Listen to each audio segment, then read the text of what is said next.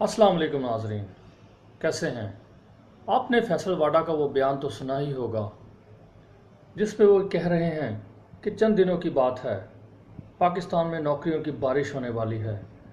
दौलत की ऐसी रेल पेल होगी कि छाबड़ी फरोश, फेरी वाले और पान फरोश भी आवाज़ें लगाते फिरेंगे कि भैया टैक्स ले लो टैक्स, कि भैया टैक्स ले लो टैक्स। टैक्स देने वाले बहुत से होंगे, लेने वाला कोई नहीं होगा। वाह वाह, क्या बात है फैसल वाडा साहब, आपके मुंह में घी शक्कर।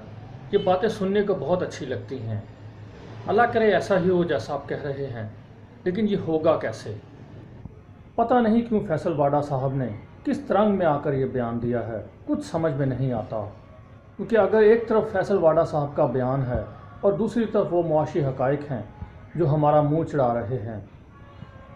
आलमी बैंक की हाल ही में शाया होने वाली रिपोर्ट तो आपने अखबारात में पढ़ी होगी, जिसके मुताबिक पाकिस्तान का ग्रोथ रेट इस साल 3.7% और अगले साल इससे भी कम रहने वाला है।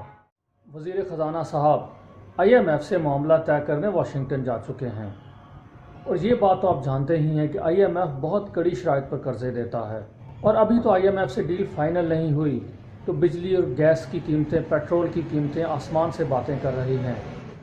और आप सोचें कि ऐसे में जब IMF से डील फाइनल होगी तो महंगाई कहां से कहां जा पहुंचेगी। खैर, अगर सूरत हाल इस कदर ख़राब हो गई, खुदा न खास्ता, तो फिर खैबर पख्तूनख्वा असम्बली के स्पीकर जनाब मुश्ताक गनी का नादिर व नायाब फार्मूला हमारे पास है। हम दो की बजाय एक रोटी खाकर गुजारा कर लेंगे, कोई बात नहीं। अल्लाह करे वो एक रोटी भी अगर मिलती रही तो। आते हैं दोबारा फैसल वाडा की तरफ। कुछ समझ में नहीं आ रहा, मैं तो सोच सोच के पागल हो गया हूँ। क्या वो हज़ियान बक रहे थे?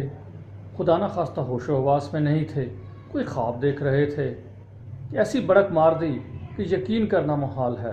फैसल वाडा जैसा आदमी अगर किसी महज़्ज़ब मुल्क का वज़ीर होता तो अब तक फायर हो चुका होता। ये PTI की हुकूमत है जिसमें सब एक से बढ़कर एक हैं, जेड़ा पन्नो लाल है।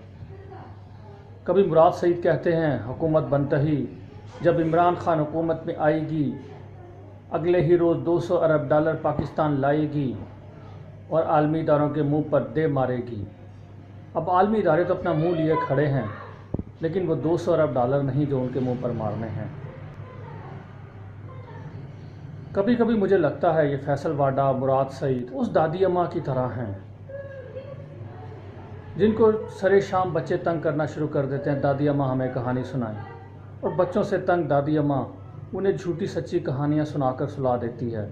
और जैसे ही बच्चे सोते हैं, दादी अम्मा कमर पर हाथ रखकर खड़ी होती है, भी मर गई, और शुक्र है सौ गए ने टुट पैने, जान खादी हुई सी। तो ये हाल है PTI वालों का।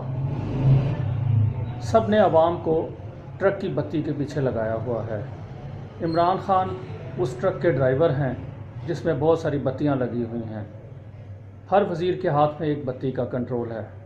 कभी एक वज़ीर अपनी बत्ती ऑन करता है, दूसरा बुझा देता, फिर दूसरा ऑन करता है, तीसरा बुझा देता है। तो ये बत्तियां, रंग बिरंगी बत्तियां जल बुझ रही हैं, और आवाम को इन्होंने उन बत्तियों के पीछे लगाया हुआ है। अब देखें, ये ट्रक की बत्तियों के पीछे चलने का, भागने का और आवाम को धोखा देने का ये सिलसिला कब तक चलता रहता है? जब तक ये ट्रक चले जा रहा है, ट्रक की बत्तियां भी जलती बुझती रहेंगी। आखिर में ये शेर तहरीक इंसाफ के वज़रा के नाम। बक रहा हूँ जनू में जाने क्या क्या कुछ, बक रहा हूँ जनू में जाने क्या क्या कुछ, कुछ ना समझे खुदा करे कोई। दोस्तों, फिर मिलेंगे। अल्लाह हाफ़िज़।